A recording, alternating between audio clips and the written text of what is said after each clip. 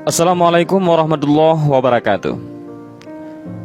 Ketika Nabi Isa alaihissalam berjalan di satu kawasan perkuburan, beliau mendengar suara dari dalam kubur, suara laki-laki yang menjerit-jerit meminta tolong dan dalam kesakitan yang amat sangat. Nabi Isa alaihissalam ingin mengetahui apakah yang telah terjadi kepadanya. Dan sebagaimana kita tahu bahwa Nabi Isa alaihissalam mempunyai mukjizat bisa menghidupkan orang yang mati dan tentunya dengan izin Allah. Maka Nabiullah Isa pun memohon doa kepada Allah sambil menadahkan tangannya ke langit supaya menghidupkan lelaki tersebut. Dan doanya pun dikabulkan oleh Allah subhanahu wa ta'ala. Maka terbelahlah kubur itu dan keluarlah seorang laki-laki yang sedang terbakar menjerit-jerit meminta tolong. Melihat akan keadaan lelaki tersebut, maka ditanyalah oleh Nabi Isa kepada laki-laki itu, "Apakah kamu tidak sholat sehingga kamu disiksa seperti ini?" Lelaki itu menjawab bahwa ia tidak meninggalkan sholat. Ditanya lagi oleh Nabi Isa alaihissalam, "Adakah kamu tidak berpuasa?" Lelaki itu pun menjawab, "Saya berpuasa." Dan laki-laki itu pun berkata, "Sesungguhnya ia taat akan perintah Allah subhanahu wa ta'ala." Maka ditanyalah oleh Nabi Isa alaihissalam, "Apakah yang engkau lakukan sehingga kamu disiksa sedemikian rupa?" Maka berceritalah lelaki itu, "Saya bekerja sebagai penjual kayu bakar, dan saya akan mencari kayu bakar di hutan dan memperjualbelikannya kepada siapa saja yang hendak membelinya." Maka pada suatu hari datanglah seorang pembeli menemuinya untuk membeli kayu bakar. Lalu diberinya uang dan disuruhnya mengantarkannya ke rumah. Maka pergilah saya mencari kayu di hutan dan pergi untuk mengantarkan ke rumah pembeli tadi. Di pertengahan jalan, saya merasa lapar dan saya berhenti untuk makan. Selepas itu, saya pun meneruskan perjalanan ke rumah pembeli kayu itu. Ketika saya berjalan, saya terasa ada sisa makanan yang terselip di celah gigi saya. Maka saya mencoba berbagai cara mengeluarkannya dengan lidah, tetapi tidak bisa. Kemudian saya coba dengan menggunakan kuku, tetapi tak berhasil juga. Akhirnya saya pun menggunakan ranting kayu bakar yang saya pikul untuk membuat mencungkil gigi. Maka akhirnya saya dapat mengeluarkannya. Maka saya teruskan perjalanan, dan setelah sampai ke rumah si pembeli itu, saya pun menyerahkan kayu bakar itu dan terus pulang. Oleh karena saya tidak meminta menghalalkannya kayu yang saya cungkil dengan kuku saya itu, maka saya disiksa selama 70 tahun sebagaimana yang Tuhan lihat ini. Dan saya tidak menyangka Allah tidak melihat akan perkara yang sekecil itu.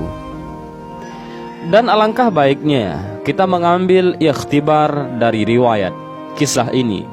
Adakah kita pernah mengambil barang-barang dari pejabat, semacam dari sekecil-kecilnya seperti klip kertas dan sebagainya, dan dibawa pulang ke rumah untuk kegunaan sendiri ataupun diberikan kepada anak-anak kita? Dan juga barang-barang orang lain yang kita pinjam tetapi tidak dikembalikan.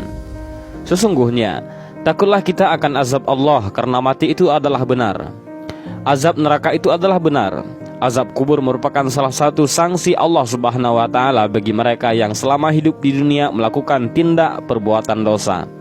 Imam Al-Baihaqi dalam kitab Al-Ahwal memberikan resep sederhana agar terhindar dari azab kubur. Menurutnya, kunci yang bisa menyelamatkan seseorang dari siksa kubur adalah amal saleh yang dikerjakan sepanjang hidupnya di dunia. Dan barang siapa yang beramal saleh, maka untuk diri mereka sendirilah mereka menyiapkan tempat yang menyenangkan. Al-Quran Surat Rum. Merujuk pada pendapat Mujahid, tempat menyenangkan yang dimaksud ialah kediaman yang nyaman selama di alam barzah. Fakta ini juga dipertegas dalam hadis riwayat Abu Hurairah. Disebutkan bahwa ketika mayat telah diletakkan di kuburannya, ia mendengar gesekan sandal handai tolan yang meninggalkannya sendirian. Bila ia orang beriman, maka amalan sholat akan berada di atas kepalanya, puasa di sebelah kanannya, dan zakat ada di samping kirinya. Sedangkan amalan lainnya seperti sedekah, silaturahim, dan perbuatan baik ada di sekitar kedua kakinya. Masing-masing akan menjadi saksi dan pelindung baginya. Pada penghujung karyanya, Al-Baihaqi yang terkenal dengan mahakaryanya yaitu As-Sunan Al-Kubra dan Dalail An-Nubuwah menukil beberapa riwayat yang mengisahkan tentang rasa takut dan harapan besar dari para salaf agar terhindar dari siksa neraka. Padahal, melihat hitungan matematis, tingkatan kesalehan spiritual mereka itu terbilang lebih mumpuni. Ini tak lain menggambarkan ketaatan mereka terhadap Allah dan Rasul-Nya. Sebut saja, misalnya pendiri mazhab teolog Asy'ariyah, Abu Musa al-Asy'ari. Beliau meminta agar dijauhkan dari siksa neraka. Beliau bahkan memerintahkan agar kedalaman kuburnya kelak ditambahkan. Dalamkanlah liang lihatku, katanya. Al-Baihaqi yang tutup usia pada umur 74 tahun ini mengutip kisah Abu Darda. Ketika sahabat Nabi tersebut menderita sakit, seorang sahabatnya datang. Laki-laki itu berkata, "Wahai Abu Darda, sesungguhnya engkau hampir meninggal dunia, maka perintahkanlah aku suatu perkara yang bermanfaat bagiku dan akan mengingatkanmu." Abu Darda pun menjawab, "Sungguh engkau di antara umat yang diampuni, maka dirikanlah sholat, tunaikanlah zakat hartamu, berpuasalah di bulan Ramadan, dan jauhilah perkara keji, kemudian beritakanlah kabar gembira."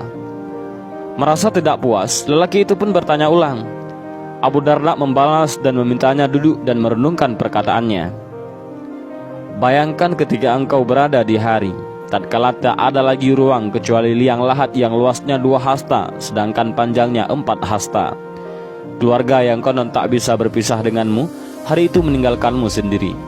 Kolegamu yang dulu membuat megah rumahmu, kelak akan menimbunmu dengan tanah lantas beranjak pergi darimu." Pada saat itu, Abu Darda melanjutkan perkataannya. 2 malaikat berwarna hitam biru berambut keriting datang. Mereka adalah Munkar dan Nangkir. Ia akan menanyakan identitasmu, agama, Tuhan, dan nabimu. Maka jawabanmu tidak tahu menahu. Maka demi Allah engkau telah tersesat dan merugi. Sedangkan bila jawabanmu adalah Muhammad Rasulullah dengan kitab sucinya Al-Quran, maka demi Allah engkau selamat dan dapat petunjuk. Kesemua itu tidak akan mampu engkau ucapkan kecuali dengan peneguh yang dikurniakan Allah Subhanahu wa ta'ala. Kelak, setiap amal dan perbuatan manusia selama di dunia akan dipertanggungjawabkan. Apabila seseorang sering melakukan perbuatan buruk selama hidup di dunia, maka kelak ia akan mendapatkan azab sebagaimana balasan atas perbuatannya. Bahkan balasan atas segala perbuatan manusia akan dimulai sejak berada di alam kubur. Apabila di dunia ia senantiasa berbuat buruk, maka kelak ia akan mendapatkan siksa kubur. Sedangkan jika selama hidup di dunia ia selalu berbuat baik, maka ia kelak akan terhindar dari siksa kubur. Sebenarnya Allah telah menceritakan tentang siksa kubur, terutama siksa kubur yang ditimpakan kepada Fir'aun dan kaumnya. Allah menyebutkan hal tersebut dalam Al-Quran surat Al-Mu'min ayat 45-46. Allah Subhanahu wa ta'ala berfirman, "Dan Fir'aun beserta kaumnya dikepung oleh azab yang amat buruk. Kepada mereka ditampakkan neraka pada pagi dan petang, dan pada hari terjadinya kiamat. Dikatakan kepada malaikat, masukkanlah Fir'aun dan kaumnya ke dalam azab yang sangat keras." Al-Quran surat Al-Mu'min ayat 45-46. Oleh karena itu, Rasulullah SAW memerintahkan kepada umatnya untuk selalu berdoa kepada Allah agar senantiasa dilindungi dan terhindar dari siksa kubur. Sebagaimana Rasulullah SAW bersabda, "Mintalah perlindungan kepada Allah dari siksa kubur, sebab siksa kubur adalah hal yang benar." Hadis riwayat At-Tabrani. Lalu apa saja yang bisa dilakukan oleh umat Islam agar dapat terhindar dari siksa kubur yang amat pedih dan mengerikan? Hal yang pertama yang dapat dilakukan adalah dengan memanjatkan doa kepada Allah agar dihindarkan dari siksa kubur. Rasulullah SAW bersabda, "Jika salah seorang di antara kalian selesai tasyahud akhir, yaitu sebelum salam, mintalah perlindungan pada Allah dari 4 hal. Yang pertama, siksa neraka jahanam. Yang kedua, siksa kubur. Yang ketiga, penyimpangan ketika hidup dan mati. Dan yang keempat, kejelekan Al-Masih Ad-Dajjal." Hadis riwayat Muslim. Doa yang disarankan oleh Rasulullah SAW untuk dibacakan doa pelindung siksa kubur adalah doa, "Allahumma inni a'udzubika min adzabil qabri wa min adzabin nar wa min fitnatil mahya wal mamati wa min syarri fitnatil masiihid dajjal." Yang mana doa tersebut memiliki arti, "Ya Allah, aku meminta perlindungan kepadamu dari siksa kubur, siksa neraka, penyimpangan ketika hidup dan mati, dan kejelekan Al-Masih Ad-Dajjal." Hadis riwayat Muslim. Kemudian hal kedua yang dapat melindungi seseorang dari siksa kubur adalah membaca Al-Quran surat Al-Muluk. Sebagaimana disebutkan dalam sebuah hadis dari Abdullah bin Mas'ud, ia berkata, Barang siapa membaca Tabarakalladzi biyadihil mulk, yaitu surat Al-Mulk setiap malam, maka Allah akan menghalanginya dari siksa kubur. Kami di masa Rasulullah SAW menamakan surat tersebut Al-Mani'ah, yaitu penghalang dari siksa kubur. Dia adalah salah satu surat di dalam kitabullah. Barang siapa membacanya setiap malam, maka ia telah memperbanyak dan telah berbuat kebaikan. Hadis riwayat An-Nasa'i. Yang ketiga, amalan yang dapat dilakukan untuk mencegah siksa kubur adalah rajin bersedekah kepada orang-orang yang membutuhkan. Sesungguhnya sedekah itu akan mengurangi kepanasan, yaitu siksaan kubur, dari yang selalu memberi sedekah. Dan bahwa sesungguhnya seorang mukmin itu akan dapat bernaung di bawah naungan sedekahnya di hari kiamat. Hadis riwayat At-Tabrani. Dan selanjutnya, cara keempat adalah dengan berwasiat agar tidak ditangisi secara berlebihan oleh pihak keluarga dan kerabat atas kematiannya. Dalam sebuah hadis disebutkan, seseorang yang mati itu akan disiksa dalam kuburnya karena dia ditangisi sewaktu kematiannya.